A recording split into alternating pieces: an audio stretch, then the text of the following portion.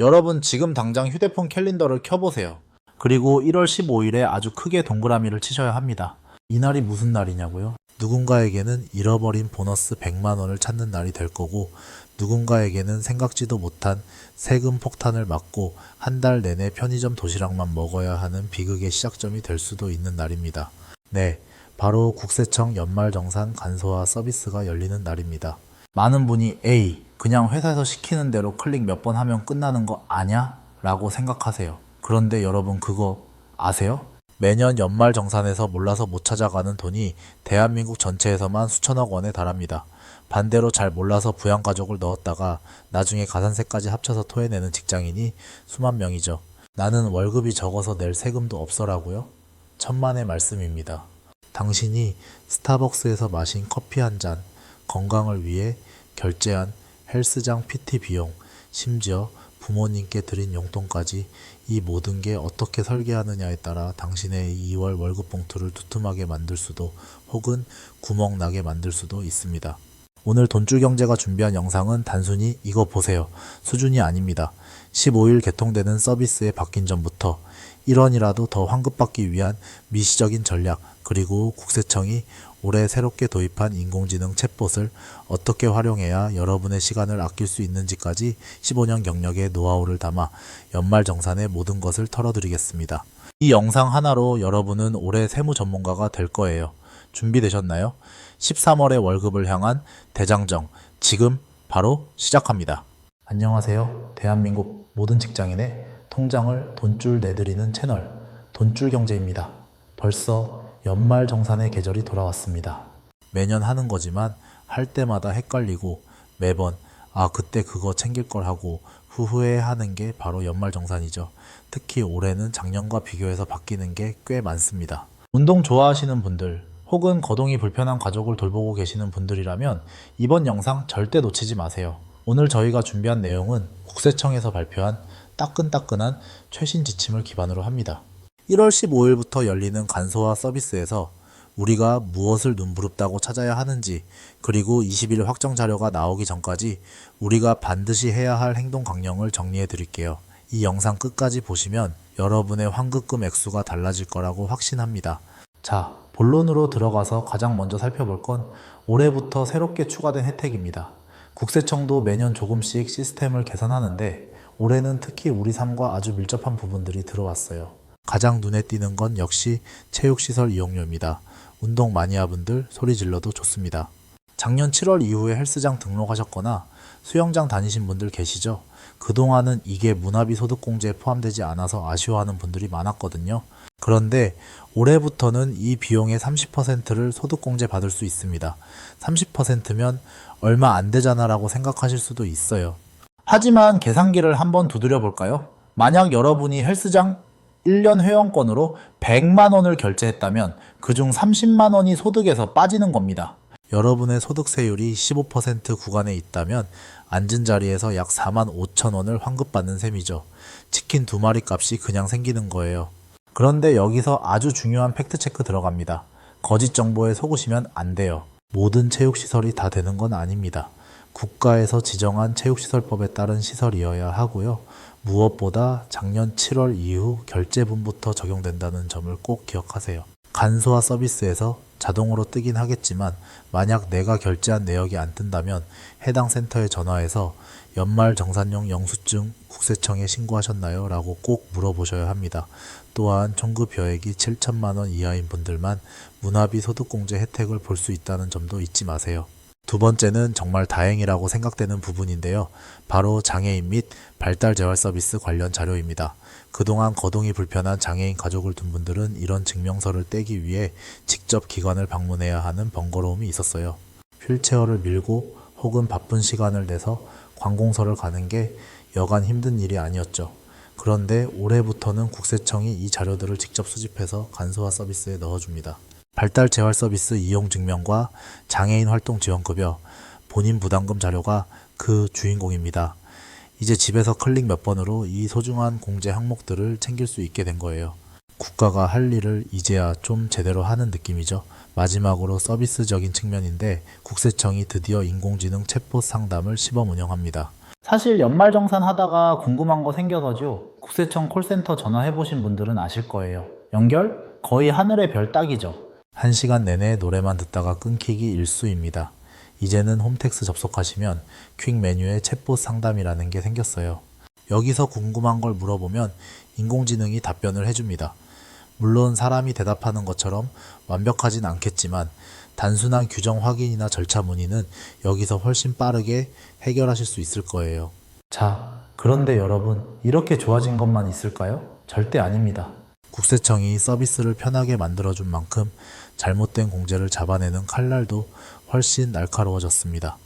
특히 많은 분이 매년 실수해서 세무조사 타겟이 되는 부양가족 소득 기준, 올해는 이 기준을 판단하는 방식이 아주 정교해졌거든요. 과연 어떤 점을 조심해야 우리가 가산세라는 날벼락을 피할 수 있을까요? 지금부터가 진짜 중요합니다. 집중하셔야 해요. 연말정산에서 환급액을 가장 크게 좌우하는 게 바로 인적공제입니다. 부양가족 한 명당 150만원씩 소득에서 빼주니까 부모님 두 분만 잘 넣어도 300만원이 그냥 날아가는 거예요. 그런데 이 달콤한 혜택 뒤에는 아주 무시무시한 지뢰가 숨어 있습니다. 바로 소득 요건입니다. 쉽게 설명해 드릴게요. 나랑 같이 살거나 생계를 같이 하는 가족 중에 돈을 거의 못 버는 사람이 있으면 내가 그 사람 몫까지 세금 혜택을 받겠다는 게 취지예요. 부모님은 만 60세 이상, 자녀는 만 20세 이하여야 하죠. 그런데 핵심은 소득입니다. 연간 소득 금액이 100만 원 이하셔야 해요. 우리 엄마 일 안 하시는데 당연히 100만 원 안 되지라고 생각하셨나요? 여기서부터 비극이 시작됩니다. 여러분, 국세청이 말하는 소득 100만 원은 우리가 생각하는 통장에 찍히는 돈이랑은 좀 달라요. 부모님이 공무원 연금이나 사학연금을 받으신다? 1년에 받는 연금액이 일정 수준을 넘으면 바로 탈락입니다. 요즘 부모님들도 주식 많이 하시죠? 만약 주식을 팔아서 번 양도소득이 100만 원을 넘었다? 역시 탈락입니다. 시골에 있는 땅이나 집을 파셨나요? 양도소득세 신고하셨다면 그 금액도 포함됩니다. 어머니가 소일거리로 식당 알바를 하셨는데 3.3% 떼고 받으셨다? 사업소득으로 잡혀서 기준을 초과할 수 있습니다. 근로소득만 있는 경우에는 총급여 500만 원까지는 괜찮지만 다른 소득이 섞여 있다면 기준은 훨씬 엄격해집니다. 실제로 제 지인 중에 A 대리라고 있어요.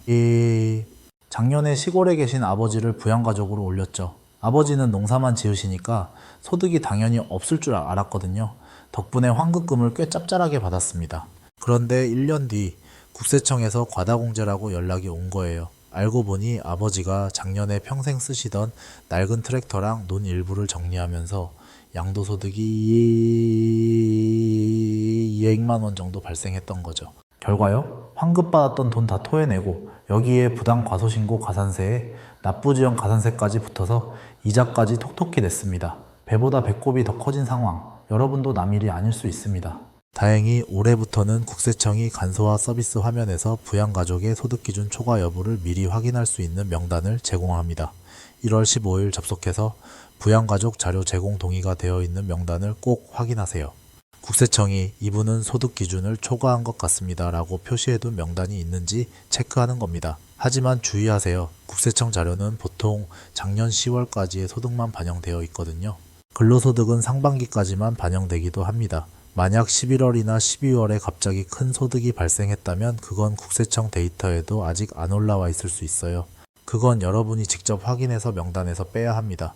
국세청은 소득 기준을 초과한 명단이 제공되지 않더라도 무조건 공제가 가능하다는 뜻은 아니다라고 분명히 못 박았습니다. 즉, 최종 책임은 본인에게 있다는 뜻이죠. 따로 사는 부모님도 되냐고 묻는 분들 많으신데 네, 됩니다. 실제로 생계를 책임지고 있다면 주소지가 달라도 가능해요. 단, 다른 형제자매가 이미 부모님을 올렸는지 꼭 확인하세요.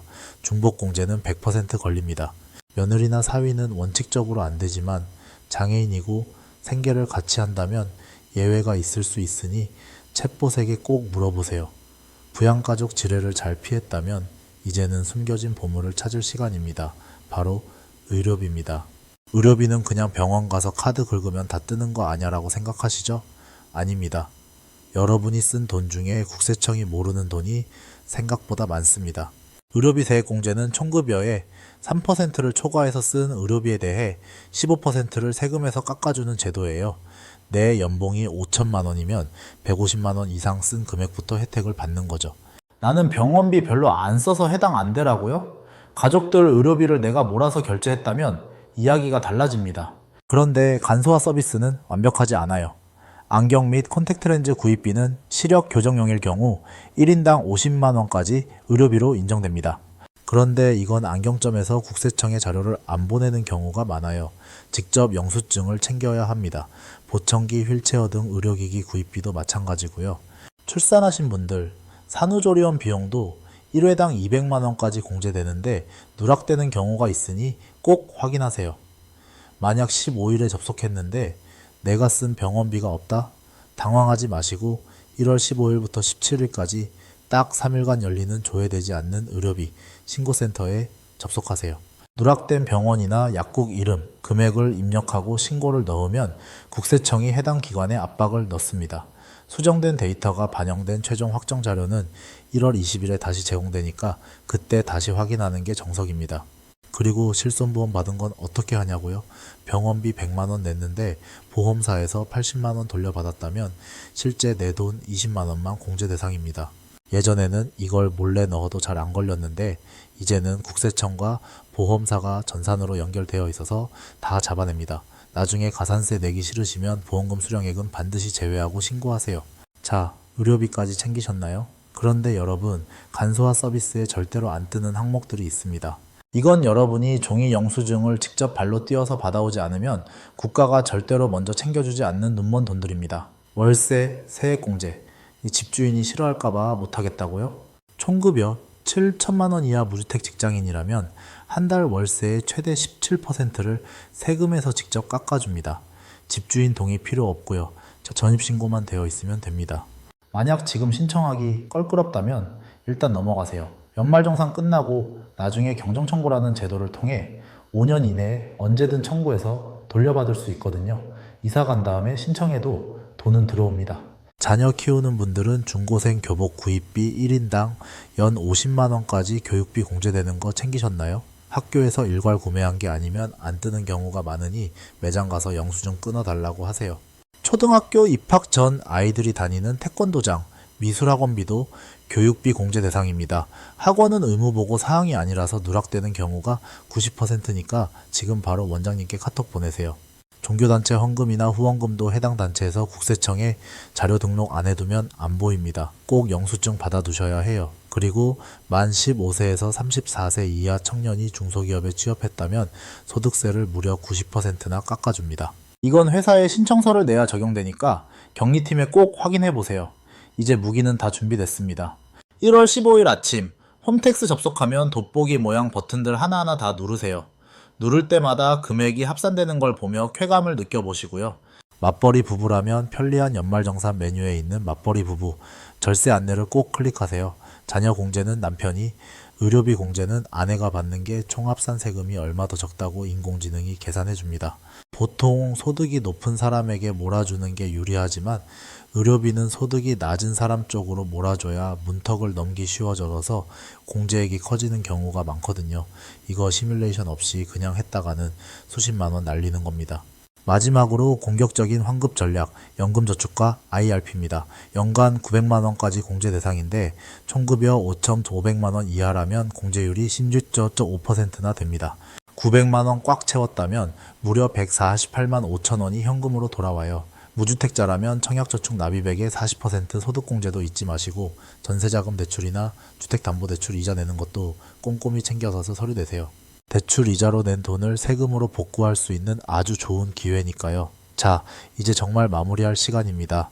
오늘 내용 딱 3줄 요약해 드릴게요. 첫째, 1월 15일 간소화 서비스 개통하자마자 신설 항목 누락 없는지 확인하기. 둘째, 1월 20일 최종 자료 나오기 전까지 안경, 교복, 월세 영수증 확보하기. 셋째, 맞벌이 부부라면 절세 시뮬레이션으로 누구에게 몰아줄지 결정하기. 지금 바로 휴대폰 메모장 켜서 안경점 전화하기, 주민등록등본 떼기라고 적어두세요. 오늘 저와 함께 이 긴 내용을 끝까지 보신 여러분은 이미 폭탄을 해체하고 보너스를 손에 쥔 거나 다름없습니다. 지식은 곧 돈입니다. 오늘 내용이 도움되셨다면 돈줄경제 구독과 좋아요 부탁드리고요. 궁금한 건 댓글 남겨주세요. 여러분의 경제적 자유를 응원합니다. 지금까지 돈줄경제였습니다. 감사합니다.